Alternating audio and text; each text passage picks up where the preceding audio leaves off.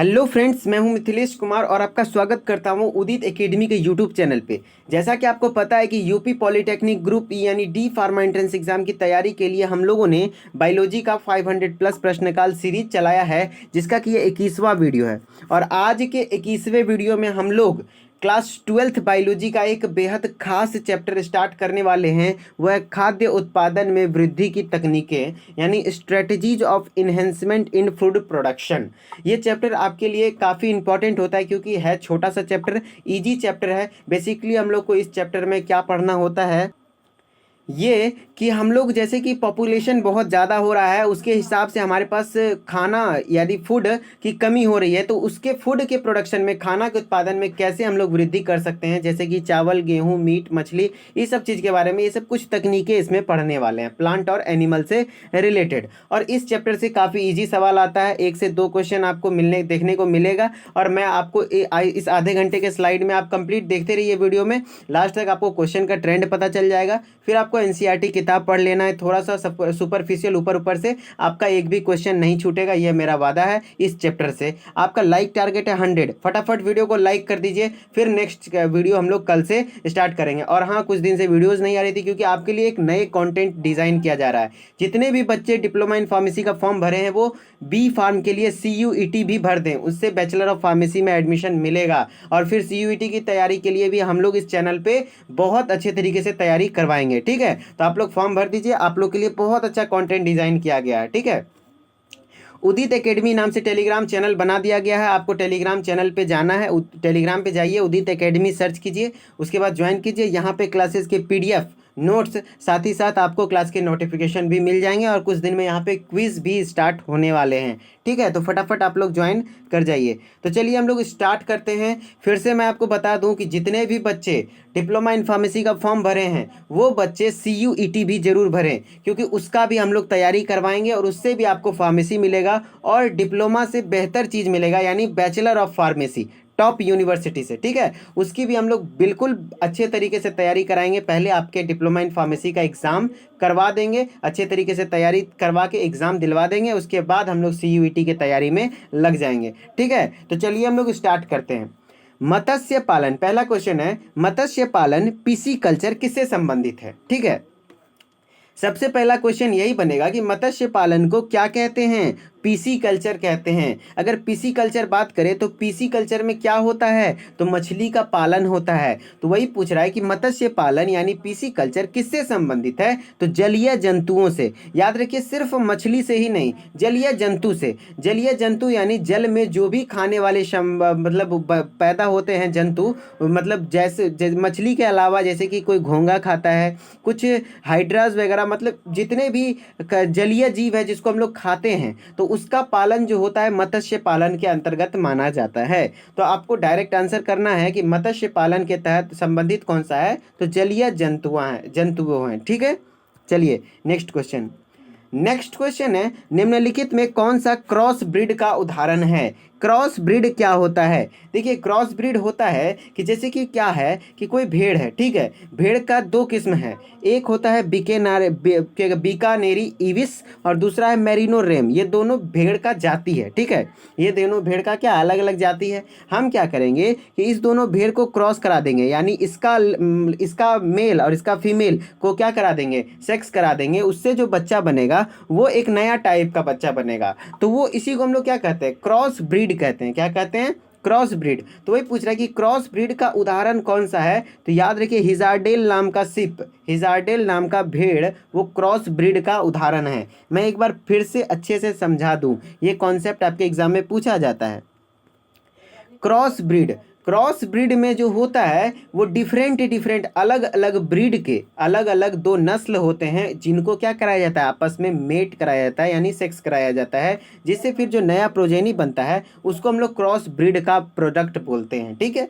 Cross product में जैसे कि एग्जांपल है हिजारडेल। हिजारडेल देखिए आपको दिख रहा होगा, हिजारडेल ये क्या है, भेड़ का प्रजाति है। ये भेड़ कैसे बना, तो 2 गो भेड़ का अलग अलग जात लिया गया, नस्ल लिया गया। एक हुआ बीकानेरी इविस और दूसरा हुआ मेरिनो रेम्स। तो इस दोनों को मिलाने पर जो बना वो क्या बना, हिजार्डेल बना। तो आपको ये ध्यान रखना है, ठीक है। और इस स्लाइड से आपको क्वेश्चन क्या क्या आएंगे ये ध्यान रखना है। देखिए क्वेश्चन क्या क्या आएंगे, क्वेश्चन काफ़ी बनेंगे। क्रॉस ब्रीड का उदाहरण हिजार्डेल।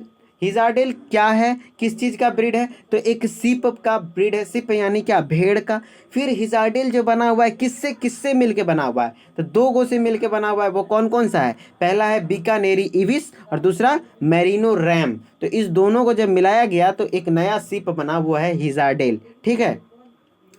तो इस तरीके से आपको ध्यान रखना है। उसी तरीके से एक है इंटर स्पेसिफिक हाइब्रिडाइजेशन। क्या, इंटर स्पेसिफिक हाइब्रिडाइजेशन का एग्जाम्पल है म्यूल, जिसको हम लोग खच्चर कहते हैं। जैसे कि आपको एग्जाम्पल में यहाँ पे दिख रहा होगा खच्चर भी, तो खच्चर भी एक चीज़ का उदाहरण है। वो किसका उदाहरण है, तो वो उदाहरण है इंटर स्पेसिफिक हाइब्रिडाइजेशन। यहाँ पे क्या कहा जाता है, यहाँ पे भी कुछ इसी तरीके के किए जाते हैं। यहाँ पे जैसे कि उसमें क्या था, क्रॉस ब्रीड में भेड़ के ही दो प्रजाति को मिलाया गया था, लेकिन इसमें होता है कि एक घोड़ा को मिला दिए एक गधा को। जैसे मेल डोंकी यानी मेल गधा और फीमेल हॉर्स, फीमेल हॉर्स यानी क्या कहते हैं, फीमेल घोड़ी, ठीक है। गधा और घोड़ी को जब मिलाया गया, क्रॉस कराया गया तो म्यूल बना, जिसको हम लोग खच्चर कहते हैं, और ये अलग प्रजाति बन गया ना। तो ये किसका एग्जाम्पल है, इंटर स्पेसिफिक हाइब्रिडाइजेशन। ये बहुत बड़ा कॉन्सेप्ट है, इससे आपको क्वेश्चन आएंगे। मैं एक बार फिर से रिपीट करता हूँ, कन्फर्म है कि क्वेश्चन यहीं से आएगा, अगर आएगा तो बहुत ज़्यादा इंपॉर्टेंट टॉपिक है यहाँ का। इंटर स्पेसिफिक हाइब्रिडाइजेशन का एग्जाम्पल क्या है, म्यूल यानी खच्चर। वो किससे किससे मिलके बना हुआ है, मेल डोंकी और फीमेल हॉर्स। बस इतने क्वेश्चन आएंगे। फिर इससे क्वेश्चन आएगा कि क्रॉस ब्रीड का एग्जाम्पल क्या है, तो हिजार्डेल। हिजार्डेल किसका ब्रीड है, सिप का ब्रीड है। ये किससे किससे मिलकर बना हुआ है, तो बीकानेरी इविस और मेरिनो रैम्स से मिलकर बना हुआ है, ठीक है। चलिए नेक्स्ट क्वेश्चन है MOET का विस्तारित रूप क्या है। देखिए MOET एक ऐसा तकनीक है जिससे क्या होता है कि जानवरों के झुंड को बढ़ाया जा सकता है, मतलब कम समय में ज़्यादा जानवर को पैदा किया जा सकता है। तो उसका विस्तारित रूप यानी फुल फॉर्म क्या है, तो आपको MOET का फुल फॉर्म होता है multiple ovulation embryo transfer technology. क्या, multiple ovulation embryo transfer technology, ठीक है। ये आपको PDF मिल जाएगा, आपको टेलीग्राम पे चले जाना है, क्योंकि आपको एक दो बार रिवाइज करना पड़ेगा। फिर है निम्नलिखित में कौन सा मुर्गी का उन्नत किस्म है। जैसे देखिए मुर्गी है तो उसका भी बेस्ट किस्म, अच्छा किस्म कौन सा है, तो वह लेग हॉर्न्स नाम का किस्म है, जो कि मुर्गी का बेहतर किस्म है। इस चैप्टर में इसी सब बातें से रिलेटेड क्वेश्चन आते हैं, जैसे गेहूं का बेहतर किस्म या फिर चना का या धान का, इस तरीके से आपको पढ़ना है, ठीक है। ठीक है, तो आपको क्लियर हो रहा है मुर्गी का उन्नत किस्म क्या है, लेग हॉर्न्स, ठीक है। चलिए नेक्स्ट क्वेश्चन है निम्नलिखित में कौन सी बीमारी मुर्गियों में होती है। तो मुर्गियों में जो होने वाली सबसे फेमस बीमारी है वो है रानीखेत नाम की बीमारी। वो कौन सी बीमारी है, रानीखेत। तो ऑप्शन भी मिल गया, तो ऑप्शन क्या हो जाएगा, रानीखेत। रानीखेत में क्या होता है, मुर्गियां अक्सर कमजोर हो जाती है और 2 से 3 दिन के अंदर ही मुर्गियां क्या होती है, मर जाती है। तो आपको ध्यान रखना है कि रानीखेत बीमारी किसको होता है, तो अक्सर मुर्गियों में होता है, और भी पक्षियों में होती है, लेकिन ज़्यादातर किस में देखी गई है, मुर्गियों में, ठीक है। नेक्स्ट क्वेश्चन, मधुमक्खी पालन के लिए मधुमक्खी की किस किस्म सबसे बेहतर पालतू बनाया जाता है। देखिए अगर किसी को मधुमक्खी पालना है तो उसके लिए सबसे बेस्ट मधुमक्खी का कौन सा ब्रीड है, कौन सा नस्ल है, वह एपिस इंडिका नाम का है। कौन सा है, एपिस इंडिका। क्या है, एपिस इंडिका। यह आपको ध्यान रखना है, एपिस इंडिका नाम का मधुमक्खी है जो कि आपको मधुमक्खी पालन में सबसे बेहतर साबित होगा। और भी तरीके के मधुमक्खी पाए जाते हैं, जैसे एपिस मेलिफेरा, एपिस डर्सेटा, लेकिन आपको वो नहीं पालना है कौन सा, एपिस इंडिका, क्योंकि ये सबसे बेहतर किस्म होता है, ठीक है। चलिए नेक्स्ट क्वेश्चन है मधुमक्खी में श्रमिक मक्खियां होती है। सबसे पहले मैं आपको बता दूं कि मधुमक्खी का जो एक छत्ता होता है उसमें परिवार, एक तरीके से वो मधुमक्खी का क्या है, परिवार है। वहाँ पे 3 तरीके के सदस्य होते हैं। कितने तरीके के, 3 तरीके के। एक को रानी मधुमक्खी बोला जाता है, वो है क्वीन। दूसरे को वर्कर मधुमक्खी, जिसको श्रमिक मधुमक्खी बोला जाता है, एक को ड्रोन बोला जाता है। क्या बोला जाता है? ड्रोन। तो इसमें दो टाइप है, फीमेल और मेल। फीमेल यानी फीमेल दो टाइप की होती हैं, क्वीन होती हैं और वर्कर होती हैं, और ड्रोन क्या होता है? मेल होता है। ठीक है, तो इसमें सबका काम अलग अलग होता है। क्वीन का काम अलग है, वर्कर का काम अलग है, ड्रोन का काम अलग है, जिससे कि क्वेश्चन आपको किस तरीके से आते हैं मैं क्वेश्चन अभी दिखाता हूँ। क्वेश्चन है, मधुमक्खी में श्रमिक मक्खियाँ होती हैं। ये जो श्रमिक मक्खियाँ हैं वो क्या होती हैं? मादा होती हैं और बांध्य मादा, यानी वो बच्चे को पैदा नहीं कर सकती हैं, वो बांध्य मादा होती हैं। ठीक है, बांध्य मादा मतलब समझ रहे हैं कि वो मादा जो कि क्या करे, बच्चे को जन्म न दे सके, उसको हम लोग क्या कहते हैं? बांध्य मादा। और ये बांध्य मादा ही क्या बनाती हैं? शहद बनाती हैं। देखिए नेक्स्ट क्वेश्चन आपको दिखाते हैं। नेक्स्ट क्वेश्चन है, शहद का निर्माण कौन करती हैं? शहद का निर्माण जो कौन करती हैं? वो कार्यकर्ता मधुमक्खी करती हैं, यानी वर्कर बी। कौन? वर्कर बीज, जिसको इंग्लिश में हम लोग हिंदी में क्या बोलेंगे? कार्यकर्ता मधुमक्खी। कार्यकर्ता मधुमक्खी का काम क्या है? शहद को बनाना। ये बच्चे को पैदा नहीं कर सकती हैं। और ये ड्रोन क्या करता है? ड्रोन रानी के साथ क्या करता है? मेट करता है, यानी सेक्स करता है और बच्चे को पैदा करता है। और ये वर्कर का काम होता है शहद बनाना। ठीक है, चलिए नेक्स्ट क्वेश्चन, ताइचुंग इनमें से किसकी किस्में हैं? तो ताइचुंग नाम का जो है वो धान का किस्म होता है। धान आप लोग देख रहे हैं ना, धान से ही क्या बनता है? चावल। तो ताइचुंग नाम का जो किस्म है वो किसका होता है? धान का किस्म है। ठीक है, चलिए नेक्स्ट क्वेश्चन। नेक्स्ट क्वेश्चन है, उच्च पैदावार एवं रोग प्रतिरोधी सोनालिका एवं कल्याण सोना किसकी किस्में हैं? याद रखिएगा, सोनालिका एवं कल्याण सोना गेहूं की उच्च किस्म है, जो कि बहुत अच्छा पैदावार देखने को मिलती है। तो आपको गेहूं का दो किस्म याद रखना है, वो कौन कौन सा? सोनालिका एवं कल्याण सोना। कौन कौन सा? सोनालिका एवं कल्याण सोना। यदि आप कहीं पे बैठते हैं लगातार पढ़ने, तो वहाँ पे आप लिख के ये बात रख लीजिए कि सोनालिका एवं कल्याण सोना ये दोनों किसकी किस्में हैं? गेहूं की किस्में हैं। देखिए इस चैप्टर से कुछ ना फिक्स्ड टाइप है, फिक्स्ड क्वेश्चंस है जो कि यही आएंगे, मतलब मैक्सिमम पोर्शन यहीं से चांस है कि मैक्सिमम चांस है कि यहीं से आ जाएंगे। ठीक है, तो आपको ये सब याद रखना है और थोड़ा सा एनसीईआरटी पढ़ लीजिए आप। नेक्स्ट क्वेश्चन, हरित क्रांति मुख्यतः किससे संबंधित है? देखिए हरित क्रांति क्या है? हरित क्रांति जो लाया गया था वो मेनली बहुत सारे चीज़ के लिए, जितने भी, जैसे कि मक्का के लिए भी लाया गया था, धान के लिए भी लाया गया था, गेहूं के लिए भी लाया गया था, लेकिन सबसे ज़्यादा जो बेनिफिट मिला था, सबसे ज़्यादा असर जो हरित क्रांति का दिखा था वो किस पे दिखा था? गेहूं पे दिखा था। इस कारण से हरित क्रांति मुख्यतः किससे संबंधित है? तो गेहूं से। और मछली के लिए कौन सा होता है? तो ब्लू रिवॉल्यूशन यानी नीली क्रांति। क्या? नीली क्रांति किसके लिए किया गया था? मत्स्य पालन के लिए किया गया था, यानी जलीय जीव के लिए जो क्रांति करी गई थी वो कौन सी करी गई थी?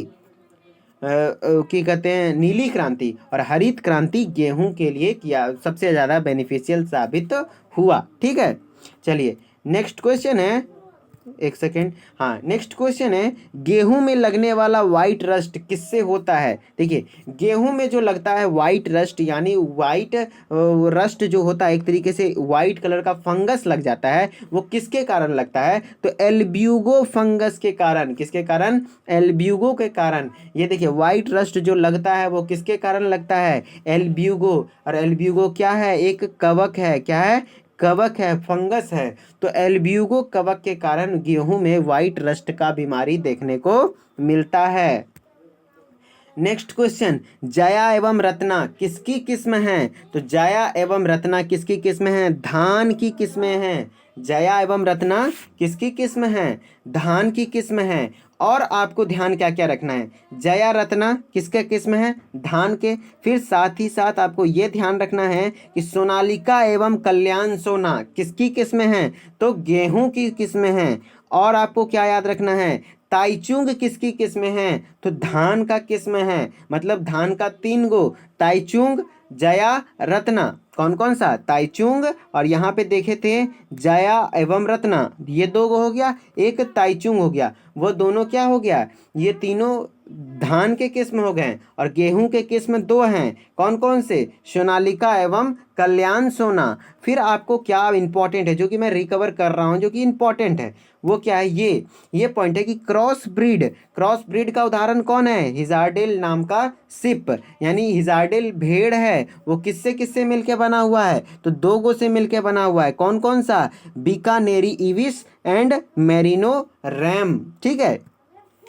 फिर पूछेगा कि इंटर स्पेसिफिक हाइब्रिडाइजेशन का एग्जाम्पल कौन है? तो खच्चर यानी म्यूल, और म्यूल किससे बना हुआ है? तो मेल डोंकी यानी फीमेल हॉर्स। मेल डोंकी और फीमेल हॉर्स को जब मेट कराया गया, सेक्स कराया गया, तो वो क्या बन गया? म्यूल बन गया, ठीक है। तो इस तरीके से आपको ध्यान रखना है, ये कुछ फेमस हैं। और मुर्गी का उन्नत किस्म कौन सा है? लेग हॉर्न्स नाम का मुर्गी का सबसे उन्नत किस्म है। और यहाँ पे आपको कुछ कुछ याद रखने हैं, जैसे कि जर्सी वो किसका उन्नत किस्म है? वो गाय का उन्नत किस्म है, ठीक है, गाय का उन्नत किस्म है, ये हो गया।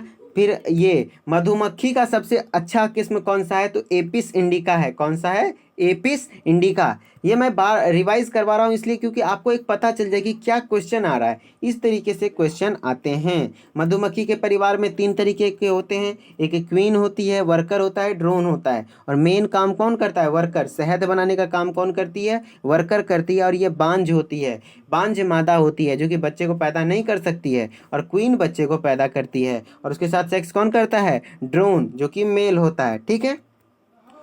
चलिए नेक्स्ट क्वेश्चन अब हम लोग आते हैं। ये क्वेश्चन तो आपको क्लियर हो गया ना। अब नेक्स्ट क्वेश्चन क्या है? नेक्स्ट क्वेश्चन है नॉर्मन बोरलॉग किससे संबंधित हैं? देखिए यही तो नॉर्मन बोरलॉग हैं जो कि किससे संबंधित है? हरित क्रांति से। हरित क्रांति कराने में इनका सबसे बड़ा योगदान रहा है। कौन? नॉर्मन बोरलॉग का। और नॉर्मन बोरलॉग जो हैं वो नॉर्मन बोरलॉग ने ही क्या करी थी?